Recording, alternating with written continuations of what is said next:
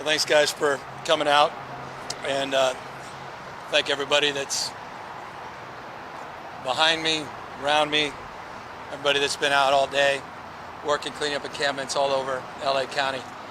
Since January of this year, over 1,400 encampments have been removed year to date by the state. And we recognize we have a significant role to play in cleaning up the encampments as well. That said, we have thousands and thousands of additional encampments that have not been attended to all throughout the region, not just here in Los Angeles County, but in every part of the state of California. The state has provided unprecedented resources for cities, municipalities, large and small, to address the encampment crisis. In fact, we created an encampment resolution grant specifically targeted to encampments. This, in addition to the billions of dollars we provided for homelessness more broadly, we put a specific grant together that addresses the underlying issues. That's exactly the opposite of criminalization. It's called a resolution grant because it's a requirement before you draw down the money that you resolve to address the issue and the needs for services for those inside the encampment. The money then is distributed after we have an application filled out that says that you are going to contact people, support people, get them back on their feet. $144 million has been provided through the encampment resolution grants in LA broadly, not just LA City, but LA County and the COCs. This, in addition to roughly $3.1 billion of other resources. All told, $3.2 billion just in the last few years coming from the state of California to address the issues of mental health, substance abuse, housing short-term, housing long-term, workforce development, and subsidizing direct rents and supports. I'm here, as I often am. Many of you have been with me doing these kinds of cleanups for many, many years. I'm here on behalf of 40 million Californians that are fed up. I'm here because I'm one of them. I want to see results. I don't want to read about them. I don't want to see the data. I want to see it by believing it, by seeing people that are back up on their feet, and to get those streets clean, get those tents off the streets, the encampments off the streets, and to begin once again to feel pride about our state. And so that's why I'm here. Final point. I did an executive order with intention. We have cleaned up every hurdle for addressing this issue. I've been doing this so long, I've heard every conceivable excuse. In fact, the rhetoric around the excuses go back to the 70s and the 80s and the 90s. I keep hearing from folks the exact same language they used in the 70s and 80s and 90s a decade ago, despite the fact that we have cleared the way with conservatorship reform, which they've all been asking for, with a new paradigm for engagement called Care Court, which they asked for, with mental health housing, supports for workforce supports, next year, unprecedented redirection, ongoing $1 billion a year, July of next year, for housing and rental subsidies, $6.38 billion bond that was just passed by the voters, money going out the door soon. We're done with the excuses. And the last big excuse was, well, the courts are saying we can't do anything. Well, that's no longer the case. So we had a simple executive order. Do your job. There's no more excuses. You got the money, you got the flexibility, you got the green light, you got the support from the state, and the public is demanding it of you. And if this is not the most important issue, you're not paying attention. This is the biggest scar on the reputation of the state of California. This is it. If we can prove we can actually deal with this, they'll start believing we can solve a lot of other problems in this state. And so that's my state of mind. The state of California is doing more than ever. We'll continue to do more, but this will be my final words on this. If we don't see demonstrable results, I'll start to redirect money. I'm not interested in status quo ante any longer. And that will start in January with the January budget. We've been providing the support. Local government embraces those efforts, focuses a sense of urgency, we're going to double down. If local government's not interested, we're fine. We'll redirect the money to parts of the state, cities and counties that are. This, by the way, long-windedly, is not an indictment of LA City. In fact, I want to applaud Mayor Bass. She saw a 10.4% reduction in unsheltered homeless last year, which was one of the most significant declines in the state of California. She's been a good partner. I'll be candid with you. This is more broadly an indictment of counties. And as a former county mayor, I intimately appreciate the role of counties as it relates to the service components of this. Counties need to do more.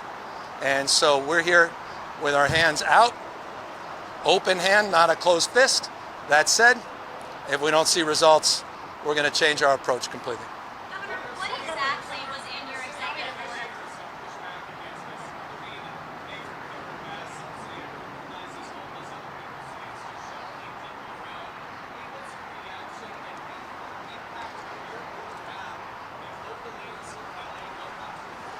Well, we just said the state doesn't have to continue to provide unprecedented money to address all their concerns.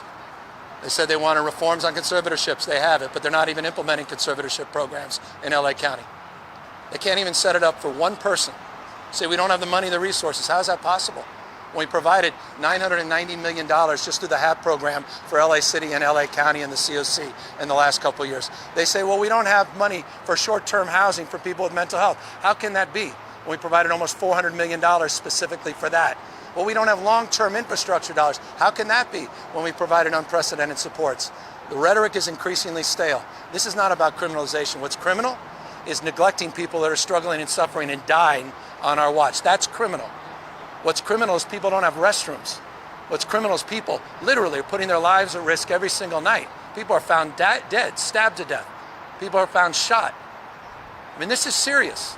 There's no compassion in allowing these conditions to persist. And had I not put up all this money to address the underlying issue, to address the service issue, I wouldn't have said any of that. I would have said what they're saying. So with respect, this is not about Bass. This is not about the back and forth. Please don't make that. I appreciate there'll be a tendency to do that. But you guys, I look around. You've been here with me before this executive order on multiple occasions. And so this is not one of those political things. This is a sincerely held belief that we need local government to step up. This is a crisis. Act like it. And I am dealing with crisis after crisis. Wildfires in Northern California. There's 6,500 people right now on the Park Fire. I want to see that kind of urgency on the issue of encampments. It's not complicated.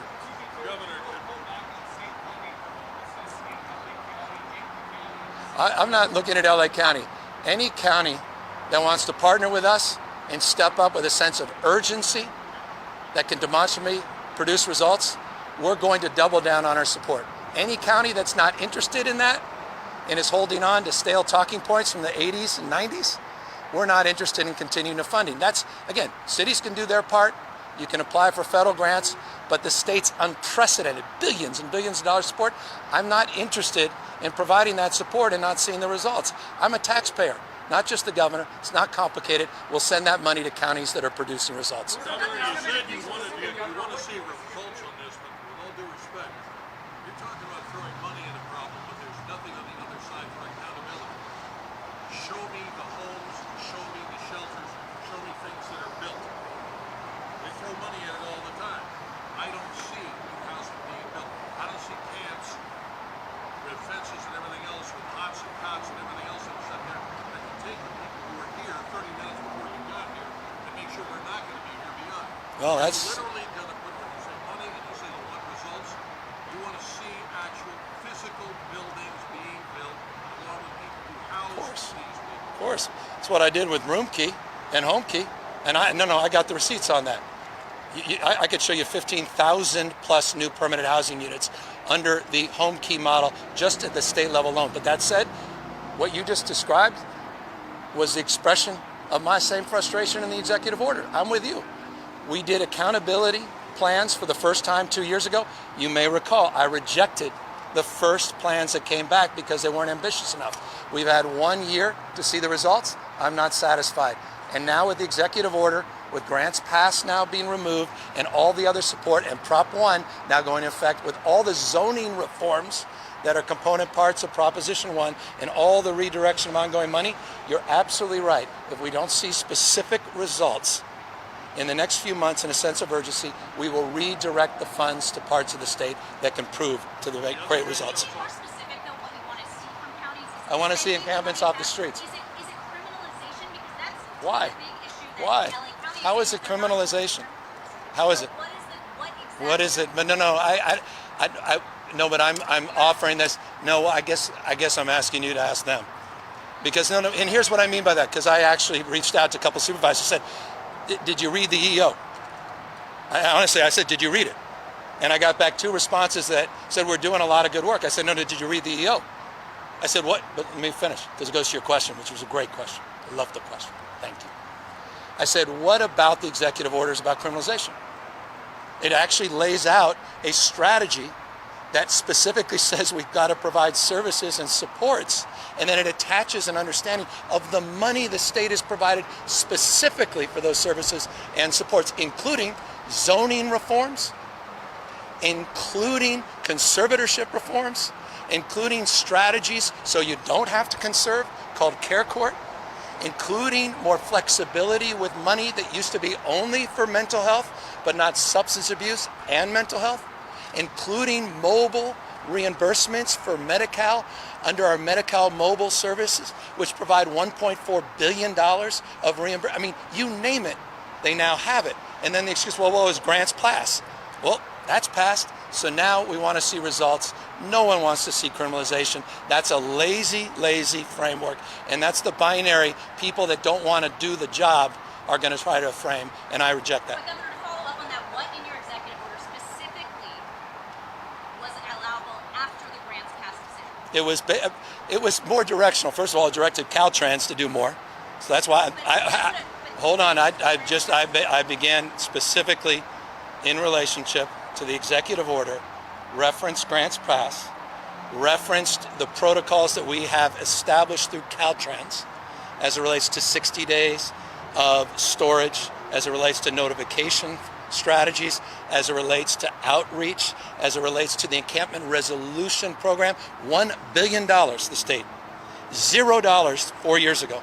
$1 billion in grants for encampment resolution. 250 more million this year, 750 in the last few years, 144 million that's come down here.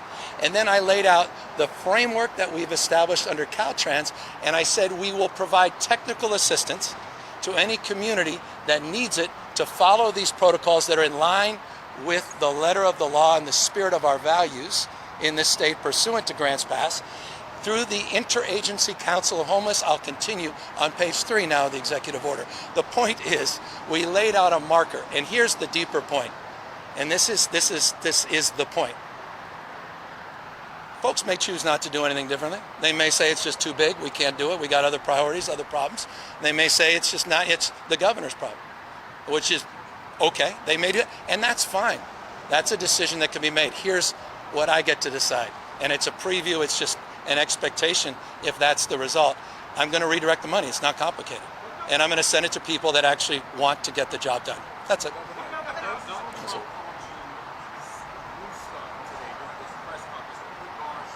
New scum? New scum.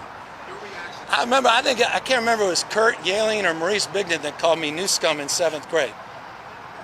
I don't know. One of them got kicked out of school. So that's something a man-child would say, someone who's running for attention.